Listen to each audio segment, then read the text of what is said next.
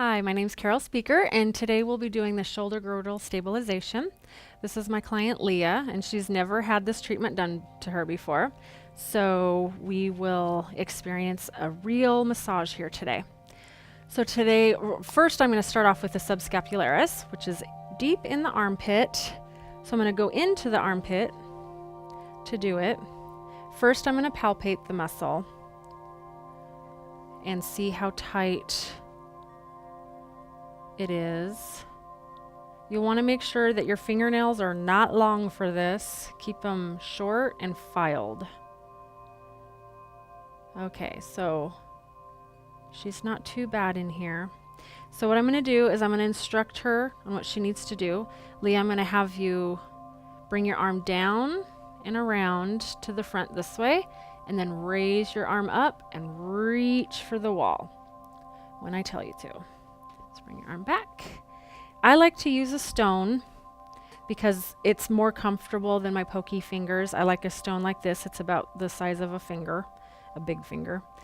And but you can use your fingers if you want. In fact, when you're learning, it might be better to use your fingers so you can feel exactly what's going on.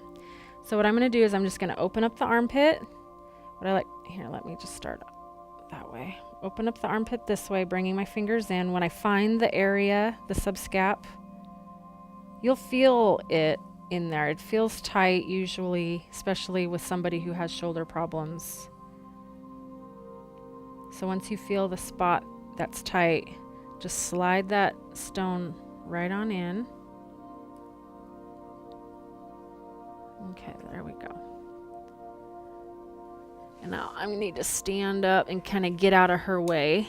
Go ahead and reach for the wall, Leah. And I'm letting the stone slide down the subscap as she reaches. And back. Okay. Now I'm going to feel. Usually you should only have to do this once. Very seldomly I'll do it twice if it just didn't budge. But it feels fine, so I'm going to leave that alone. I'm going to show you an alternative to this if this is too difficult for you to, keep the pressure on with your fingers up. Some people have trouble with that. So at the end of the massage, I'll show you an alternative that you can do at the end rather than the beginning. So if you don't do the subscap at the beginning, you'll want to start with the teres infraspinatus area. And I'm going to go ahead and oil up around the rhomboids. I like to use canola oil because of the viscosity. It just has the perfect viscosity for deep tissue. You don't go too fast and you don't go too slow. So I'm oiling up my forearm as well. I'm going to do some pins and stretches on the infraspinatus first. So you can palpate the spine of the scapula right in here. So the infraspinatus is just below the spine of the scapula. So I'm going to start right at the crook of her arm, right in here with my forearm. That's where the infraspinatus comes up to insert. So her arm is up towards the ceiling. I'm going to drop her arm down towards the floor as my forearm slides up the infraspinatus. Or maybe I should say down the infraspinatus. You are not using your elbow on this. This is the forearm. Even if it may look like I'm using my elbow, I'm not. This can be very tender for the client, so just have some empathy here. Now I'm going to work the teres right in here. And so what I'll do, because the teres kind of, to stretch it, you want to bring the arm up a little bit more. So I'm going to bring her arm back to find that crook. And then on up towards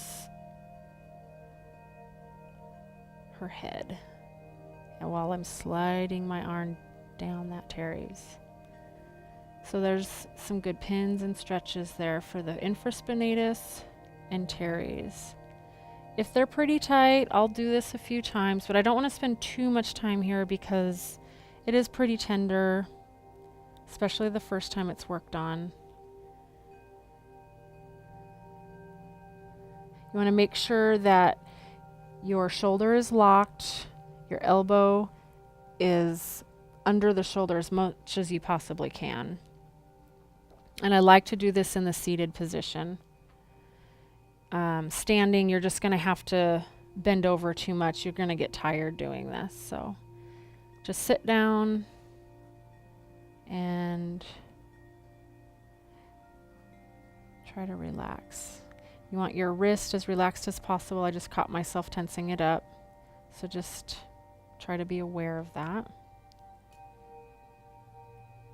So she's got a little tightness going right up at the spine of the scapula, right next to it where the infraspinatus originates there. So I'm just I'm using the bone closer to the elbow, but not the actual elbow, to kind of loosen that up a little bit. And this is probably excruciatingly painful for Leah here. She's doing a good job holding her composure. She just needs to breathe through it. Okay. That feels good. It feels like I got about a 25% release there. Now you can see lots of ischemia going on. Nice and red right where she's tight, right in here. So now I'm going to leave the arm down towards the floor, and this will open up the rhomboids to work right around the scapula. We often get a lot of tightness in the rhomboids under the scapula when the person is standing normally. And us therapists, we fight so hard to get to that spot. But if you just bring their arm down and have them drape it over the top of the table, it opens up all this tightness, these adhesions that are hidden otherwise. So it's really easy to get to it now. And also very tender because it's not used to being messed with. So I am using my elbow right around the scapula, and I'm just going to I'm going to start up in here, and I'm going to work my way down, and I'm also going to kind of work my way back towards the spine. So I'm going to start up in here and just do little circular motions to kind of get a feel for what's going on. Sometimes it feels like this little mountain ridge sort of adhesions that live under the scapula, and now they're out in the open for me to work with. So I just kind of do some linear friction. I'm applying pressure once I feel the scapula. I don't put pressure on the scapula, but I slide medially off of it. Then I apply pressure, and I just kind of keep the pressure on towards the spine. Just keep doing that. You want to be very gentle, slow.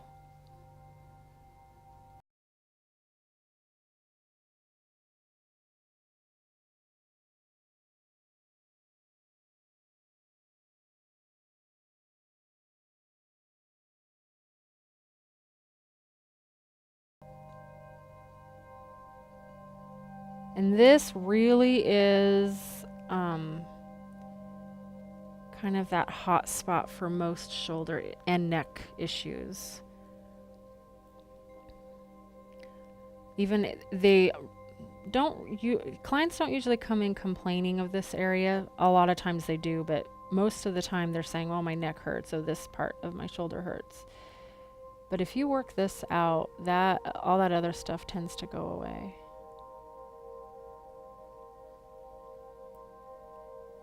Okay, Leah's rhomboids really aren't too bad. They're a little tight, and there's lots of ischemia going on here, but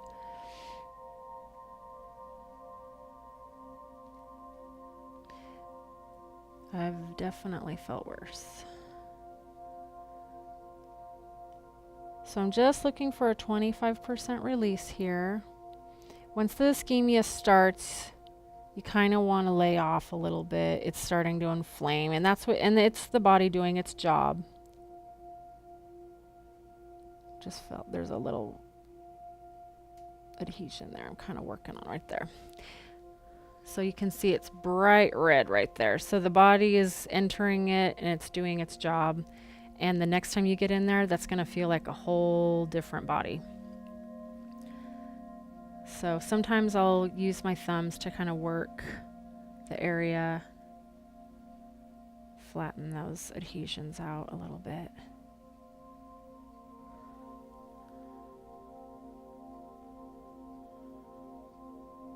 Okay. And then bring her arm back. Now we're going to work the levator scapula. So that goes basically up to the neck, or from the neck area down.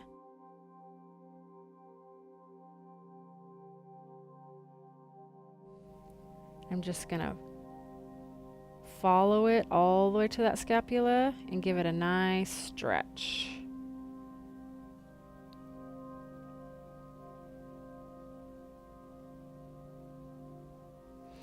And now I'm going to do that with my forearm.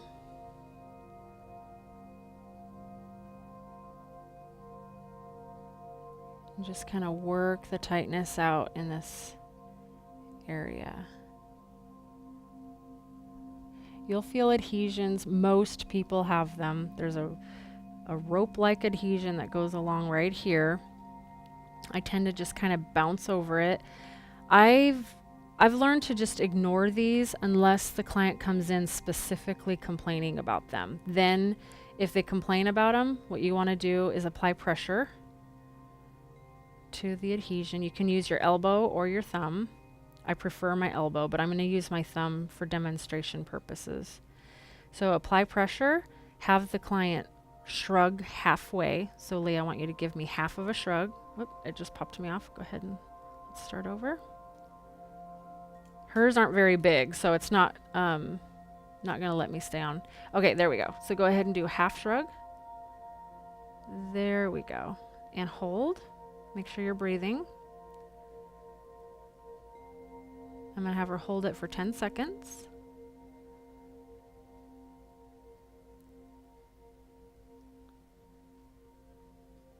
Now relax. And you can do that a couple of times. You're not going to feel a release in the adhesion. These adhesions usually take a long time to go away. A lot of massages. But I would do that about 3 times if it's an issue for the client. Usually, most people have them. Most clients don't even feel them. So I don't worry about them unless it hurts. So now I'm going to work the supraspinatus. So you want to find the spine of the scapula. Let's see, right in here. Okay, so the supraspinatus is about the size of a finger, and it goes right along the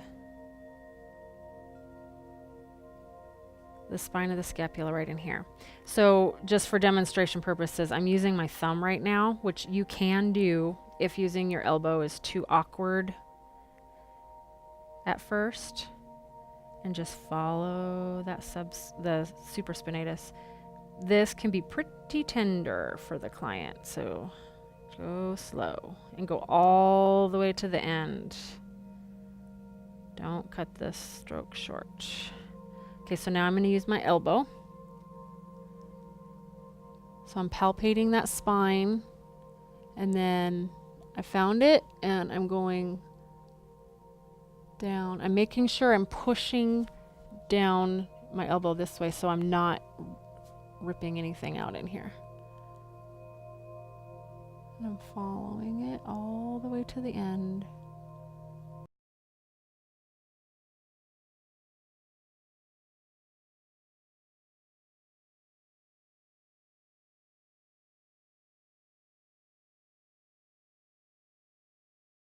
Now I'm just kind of, things are starting to loosen up a little bit, so now I'm going to kind of do an exploratory massage here where I'm looking for tightness that was underlying that top layer that is now released.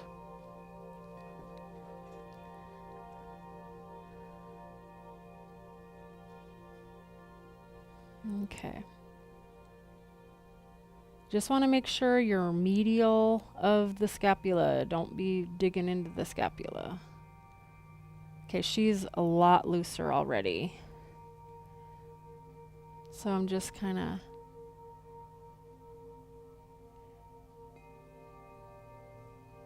getting everything moving around.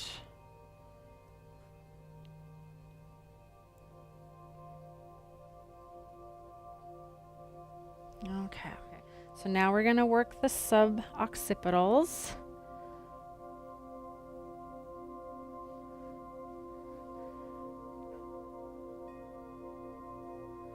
And I like to really focus on what is tight in here. I don't do a general massage like this. I'm more getting my fingers in there, and it's not something that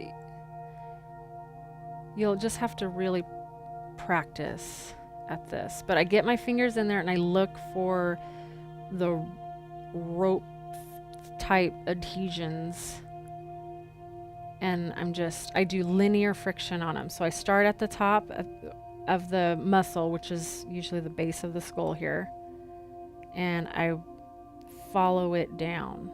But make sure you're not pulling little hairs too. So it helps to kind of really oil that up. Okay. And just lots of linear friction, cross fiber friction. And I like to use my middle finger here and just kind of follow that muscle down like this as I go down the neck. I'm just following it down like that. So that's what you're seeing me doing here. And that's me. I mean, whatever works best for you. That's just where my strength is. And I follow all the way to the clavicle where it stops me. And right in here, you'll feel tightness in here often. Make sure you're not pulling hairs. The best way to get this down is by massaging a few healthy people who have really good healthy tissue in here, and then massage somebody who's complaining of neck pain, and you'll immediately feel the difference of what's not supposed to be there.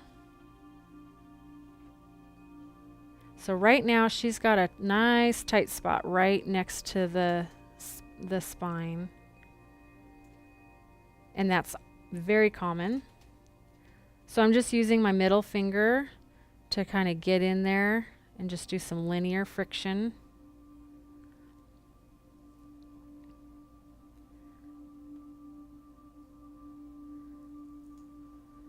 Sometimes I'll use my thumb.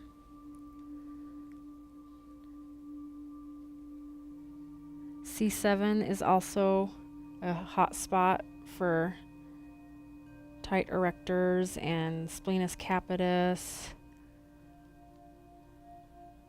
So right around the C7,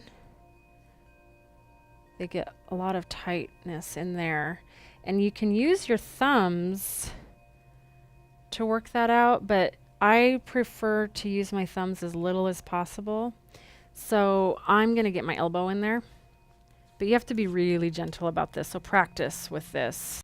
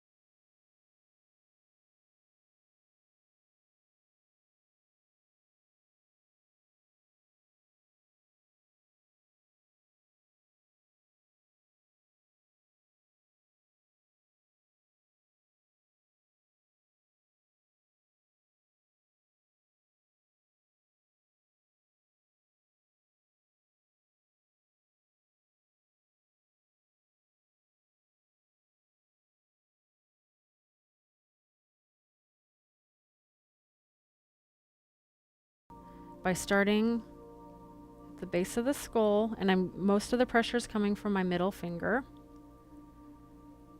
And I'm swooping in, really got some pressure going here. And I'm just following it all the way to the clavicle, pushing into the clavicle. And that's what's really going to give it that nice stretch. This can be painful for somebody with tight scalenes. And then bring it back up. You can do that a couple more times if you feel you need to. And now, this might be easier standing up for while you're learning, but I like to apply pressure to the front of the traps here. I'm bringing my left hand, so my right hand is in the front, my left hand is behind, and I'm pulling with my right hand towards my body and pushing away with my left hand away from my body, creating an S bow on the traps. I just did that in really slow motion, so this is what I would normally do. And it really lifts those traps away from the body. If you feel that adhesion that usually is right here, I'm doing linear friction on that adhesion while applying a pressure on the front side and really letting that get some pressure, get some deep tissue without pinching. No pinching. By doing this, it's sending signals to the brain that something is going wrong. The brain will send chemicals to the muscle to automatically release this area. Plus, it feels really good.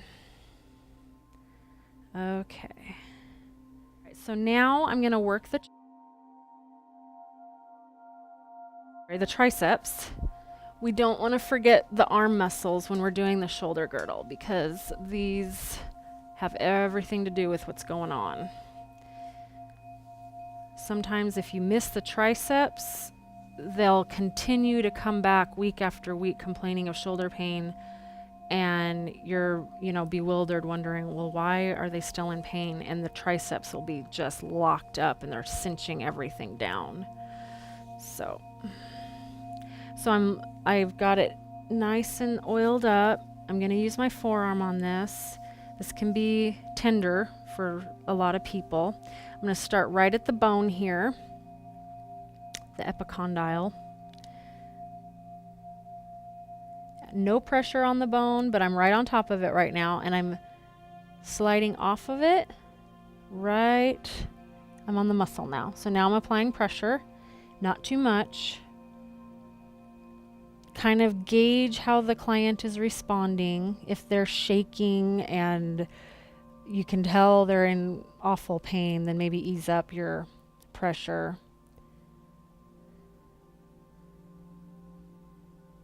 Make sure your elbow's under your shoulder and your shoulders locked with your wrist relaxed.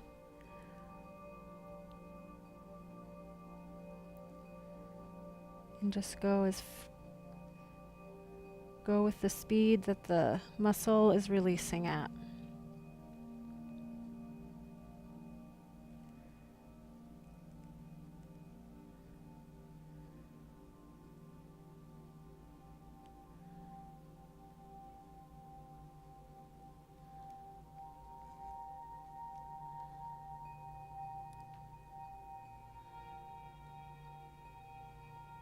Okay.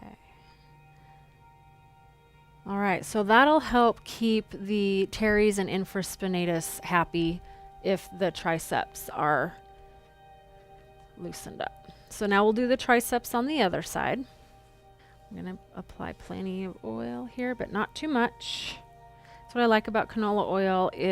You don't have to apply too much, and it's got nice slickness there. All right. So I'm on top of the epicondyle. I'm sliding up off of it and up towards the shoulder. Her triceps really aren't that bad. Sometimes they feel like ropes, and it will sting and burn to have this worked on for them. So that's just going to take some time. If this is their issue, they're going to have to come back for repeat massages for a little while to get it all worked out. But it also depends on the health of the client. If they drink a lot of water, if they exercise, if they don't smoke, then they'll heal a lot faster. And people who work at desks have a tougher time with it too, because their arms are always in the same position for way too long. You can do a pin and stretch too. That's what I started to do up at the top. If you feel like you need a little something up there, bring the arm on down and keep on going. I felt like it was getting a little tighter up there, so that's why I wanted to do a pin and stretch.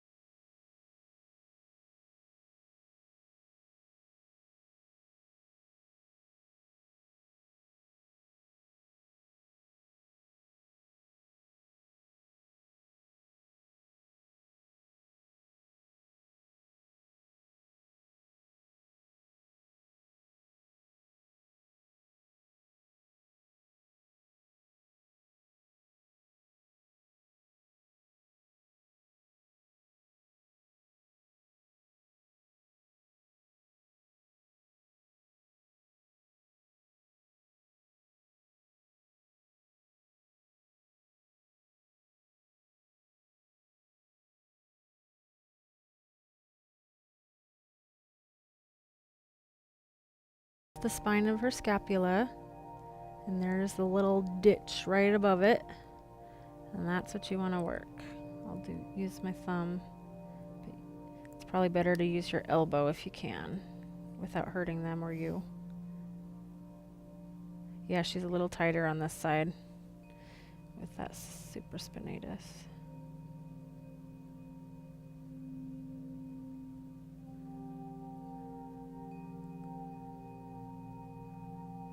I'm just kind of working it gently right now because it's really tight and it's probably pretty painful. So you can also start at the shoulder and move your way towards the neck.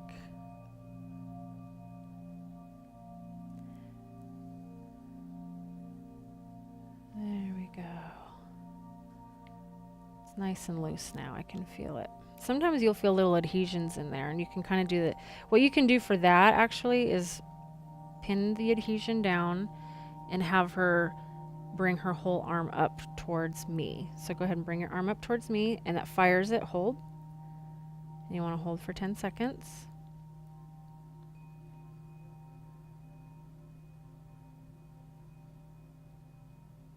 And back down. There. That actually helped release everything that was going on in there. So now I'm back to that awful spot of hers. Her C7 on this side isn't too bad. The other side it was tighter, but over here her area is right around that scapula. Okay, so we'll do the levator scap here.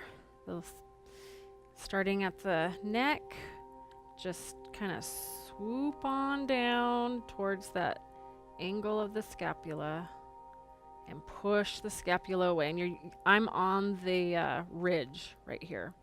So you're using the ridge to kind of help you push it down. And that's giving that levator scapula a nice stretch. And just hold that for a few seconds. This usually feels good. Once in a while it can be painful. And then I like to use my forearm to kind of give it a nice overall stretch and deep tissue work.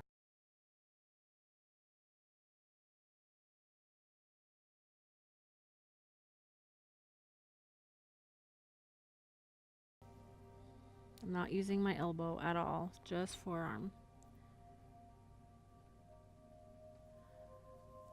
And you want to go up to the bone, but don't be on the bone. As soon as you feel the bone move away, you're done.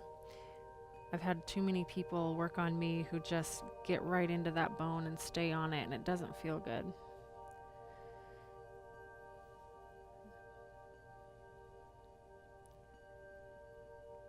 Okay, so now things feel really good. She feels quite released in here. It's nice and loose. Things are moving around. You want to see that scapula moving just with a little bit of pressure. So now I'm going to go on to her neck. I'm going to do the S-bowing on the traps.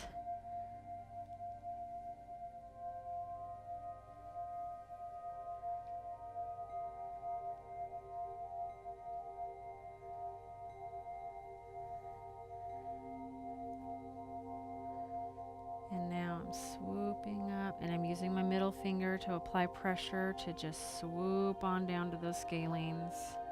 There's no real order to the neck. I just go where the tension is. So she's tense in the scalenes. So I'm gonna work this out a little bit. All the way to the clavicle. Just push on that, and then maintain pressure as you go back up. Do this gently and slow. It usually doesn't feel too good for people with tight scalenes.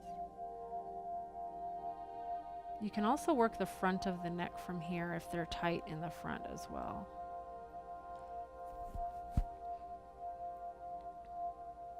So right now I'm kind of in the front.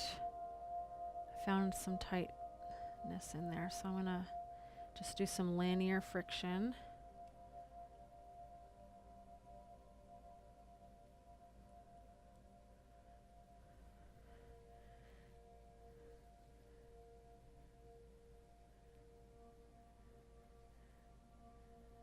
to feel what it's like around the spine.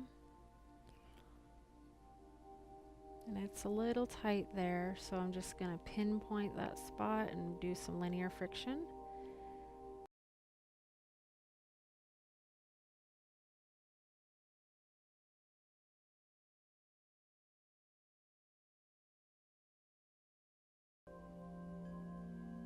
All the way up to the occipital ridge. Now I'm going to feel around the occipital ridge. There's lymph nodes in here, so make sure that you're not feeling a swollen lymph node and working it. Lymph nodes are pretty obvious. They're very round and smooth. So it should have a bounce to it. It should be pushing back. Lymph nodes are just very visceral. So when in doubt, leave it alone.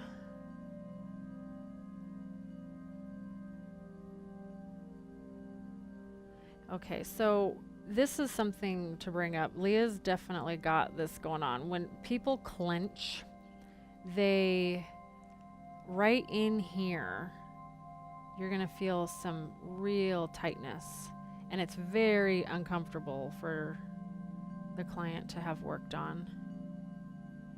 But I just do linear friction. I start at the top of the muscle, right where the base of the skull is, and just work my way down. And I don't go down the whole muscle. All you really need to do is work out this spot, and then the rest of the muscle releases, and it already has on Leah. So you'll find that with clenchers. They'll clench, and I'm not saying Leah's a clencher because hers released actually quite quickly. Clenchers, usually the tension sticks around. But the clenching often causes tightness in the back of the neck. Yeah, now I'm starting to feel some deep tightness in here. So I'm just finding the tightness, applying pressure, and moving it down along with the fiber directions.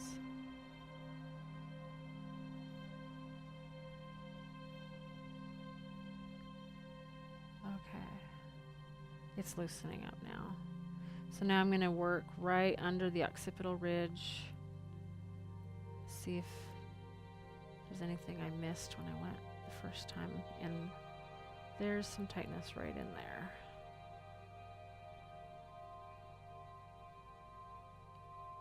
Often people come in complaining of migraines and constant headaches, and it's due to clenching, creating the tightness back here.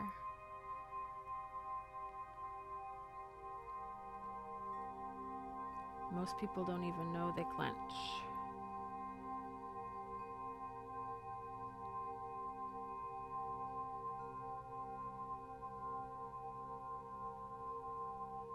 Okay, so now it's loosening up nicely.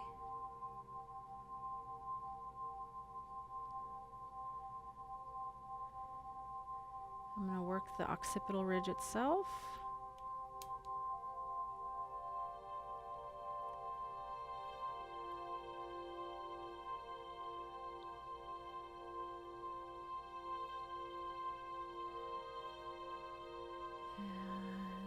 It's tighter on this side than the other side, that is for sure.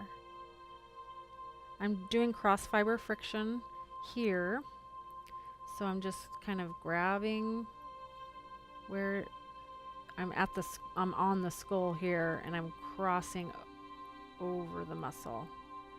So that's what I'm doing here. That's why you see your head pulling to one direction.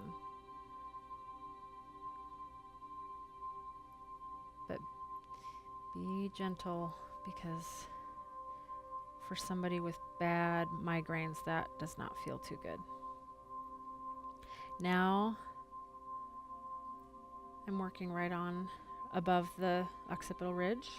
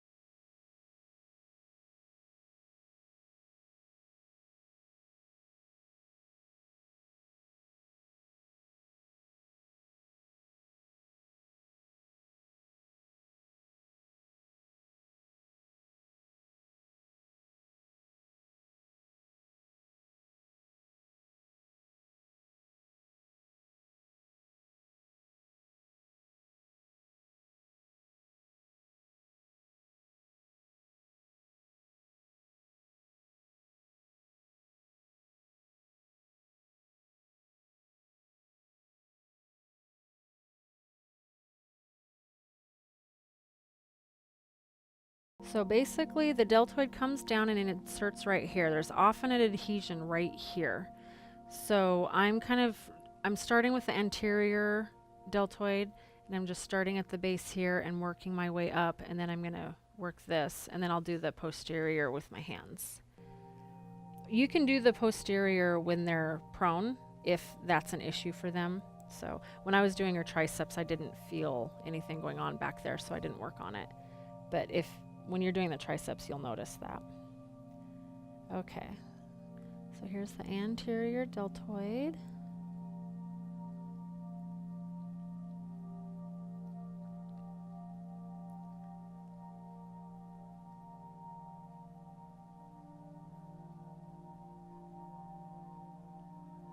This can be pretty painful for somebody with issues in this area.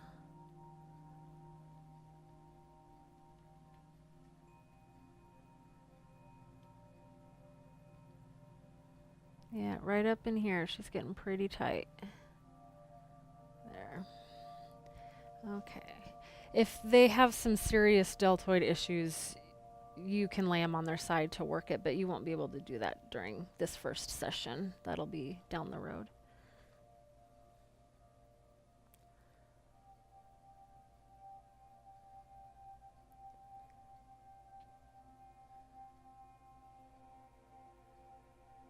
And so there's a little bit of a rope in there I'm feeling, and I've got quite a bit of pressure on it, and I'm working my way up.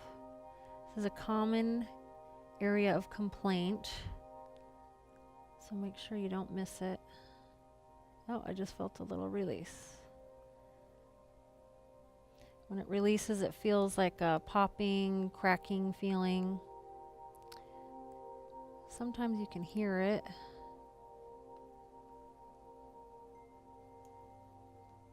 Okay, so that worked out nicely. It's nice and soft in there. So now I'm going to use my fingers to just kind of go up the posterior fibers.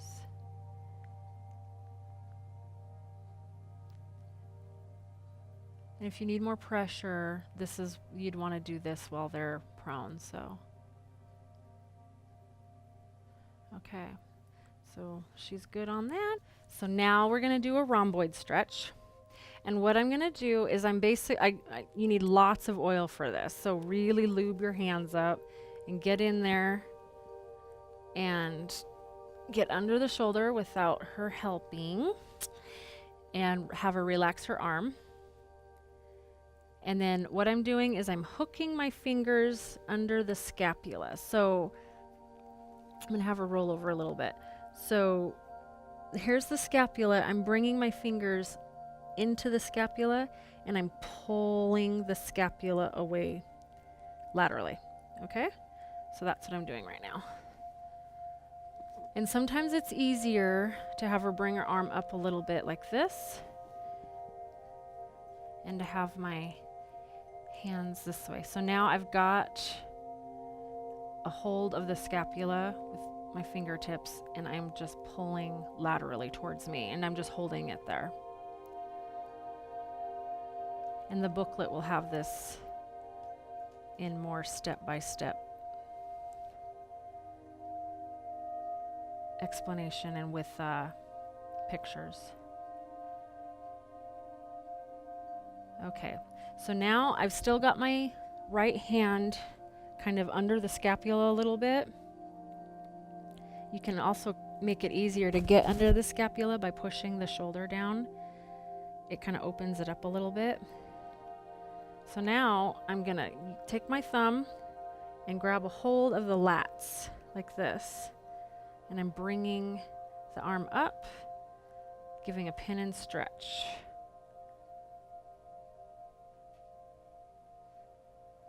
And sometimes you can do this. Okay, there we go. Now we'll do the other side. Start with a pin and stretch.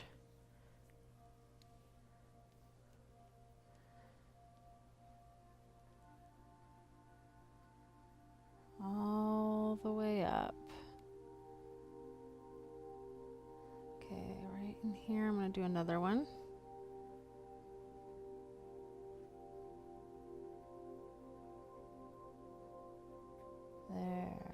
pretty tight up there. This is her left side, so this isn't going to be as bad as her right. Now, just some linear friction on the anterior deltoid.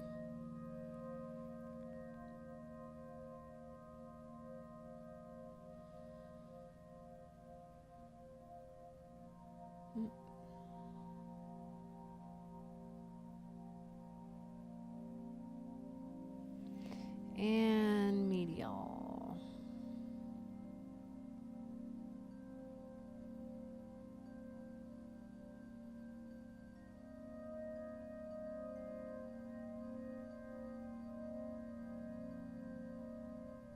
Yeah, this side isn't as bad. It's got a little tightness going on, but it's not like the right side. Now, posterior.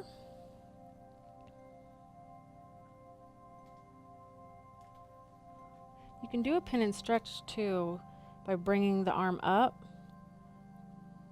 and sliding up the muscle fibers as you bring the arm down. There. Now we'll do a rhomboid stretch. So I'm in. And my fingers, basically, I go all the way to the spine, and I bring my fingers up like this, and I pull towards me away from the spine, and that will hook the scapula under those fingers. So here I'm pulling away, and now I've got her hooked, and you can see her shoulder moving up because the scapula is hooked and being pulled away from her spine. And now I'm just going to hold it. This is a great stretch for people who complain of upper back pain.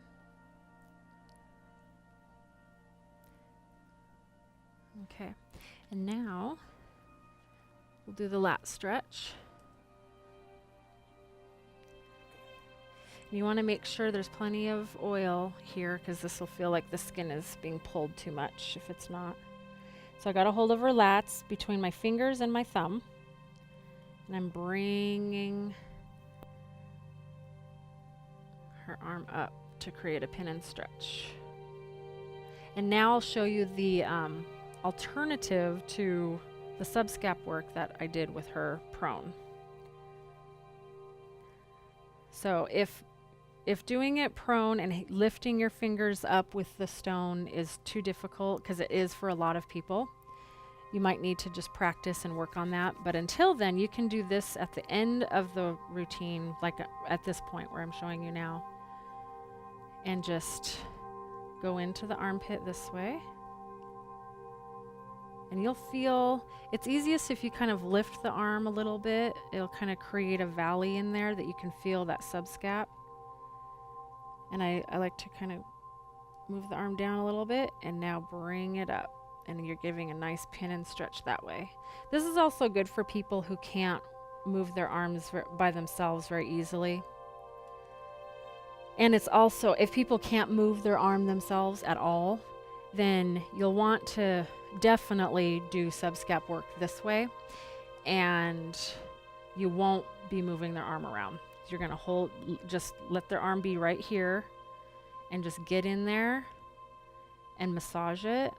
Get at the origin points and hold it. A good one is to really just apply some pretty deep pressure right on it and have them breathe nice and deep. And just hold it there for about a minute or so. And you can feel the subscap will literally just melt under your fingers. So those are all different ways to deal with the subscap. And you can pick your favorite or use them all depending on what client you're working on. That's what I do. I use all of those variations. So now we're going to work the neck. Let me pull this out. I like to start with the front of the neck, the SCM. And I apply very little oil here, just enough to where I'm not pulling on her skin. And I like to do what I like to call like a milking motion. So I'm grabbing the SCM at the base of the neck and I'm pulling up all the way. So as I go up to the top of one side, I'm starting at the bottom of the other. You don't really want to do it at the same time. It kind of can feel like choking to the person, and if they've had any traumas in their history, this is not going to be a pleasant experience for them. So we like to do it this way.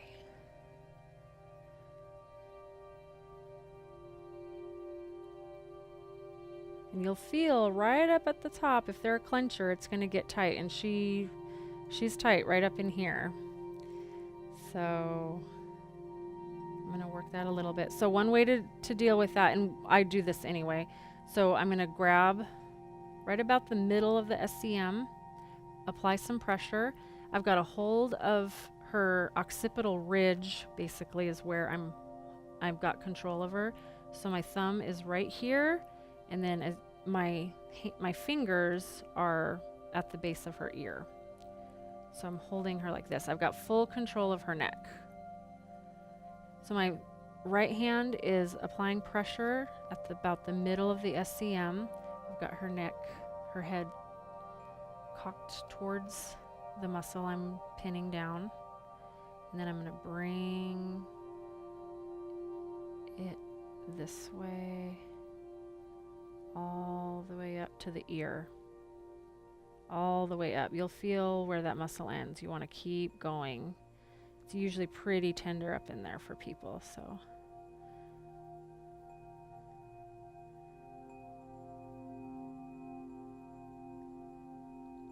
Okay, and then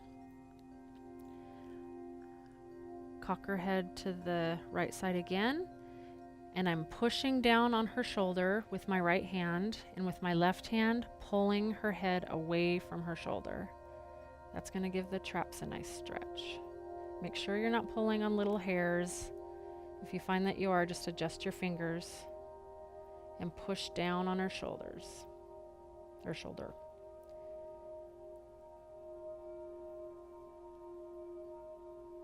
And then when you're done with this stretch, you want to bring your hand up. And I'm using my index finger to apply pressure to the back of her neck, right where the spinatus capitis is.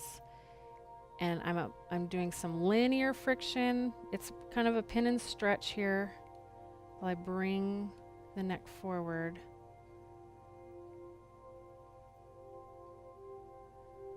And then you'll see on the other side what my fingers were doing.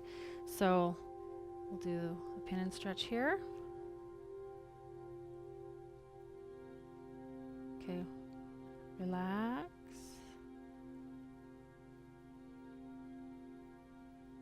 There we go.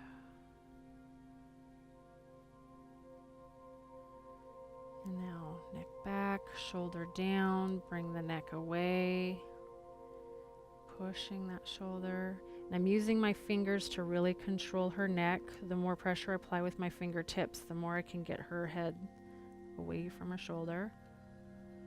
And now bring my fingers up the back, using my index finger to apply a lot of pressure on that spinatus capitis, doing a pin and stretch here. If you have time and they really need it, you can do another pin and stretch bilaterally by using your index fingers on either side of the spine, bringing it up, lifting their head and doing, so I've got my fingers at the base of the skull. So as I lift her head, it'll just naturally stretch as it's being pinned. But you want to be very careful with that, you know, if you don't want to be moving somebody's head around if they've had a neck injury recently. So now I'm going to be putting my fingers on either side of C7, and I'm going to hook my fingers kind of like I did with the rhomboid stretch, and I'm going to bring them on either side of the spine all the way up to the base of the neck.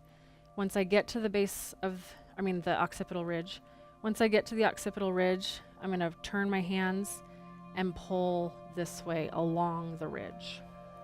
So you won't be able to see that, but there'll be pictures in the booklet of it. So I'm applying a lot of pressure here on either side of the spine. Now I'm at the occipital ridge, and I'm applying pressure at the occipital ridge and moving laterally. Now, this is where I'm gonna massage that area that I was working earlier. So I'm using my fingertips pretty firmly right in that occipital ridge, and I'm just kind of doing this right in it. It takes a firm pressure to get these guys moving around. I'll do it either one side at a time like I'm doing right now, or I'll do it bilaterally. And then I just work my way slowly up the whole scalp.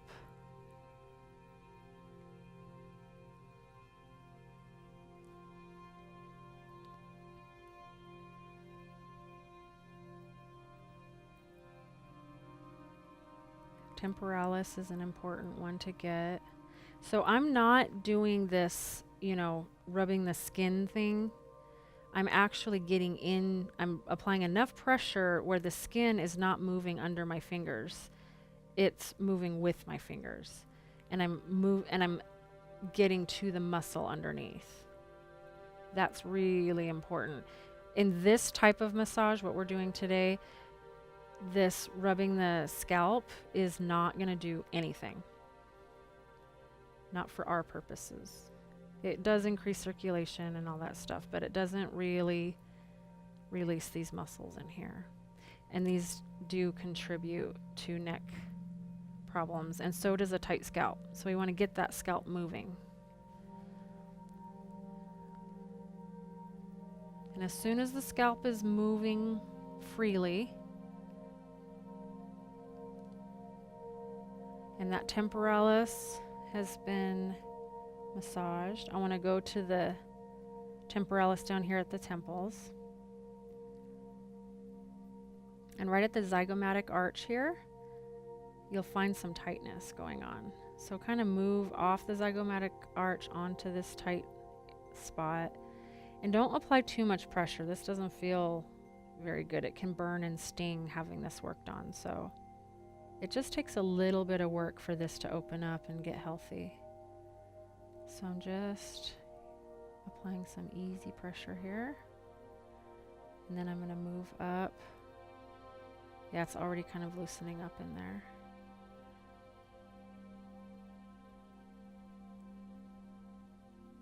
If you have time, be a good time to maybe do a masseter massage, especially for a clencher. So what I like to do is start, for something to do really quick, I'll just show you a quick massage. I'll do this for a whole hour, but this will be just the quick release. So find the zygomatic arch, pin it down, pin the muscle down right inferior to the zygomatic arch. Now I want you, Leah, to slowly open your mouth. It's going to be difficult for her. I'm pinning the muscles down that she needs to use to open her mouth. And now you can bring them back up. And it's already released quite a bit. Just that little bit. So if you have a few seconds to spare, it'll be worth taking just to do that one little release. And now I can feel that her temporalis at the temples here, at the zygomatic arch, has released some tension. And then just finish up with a nice soothing scalp massage.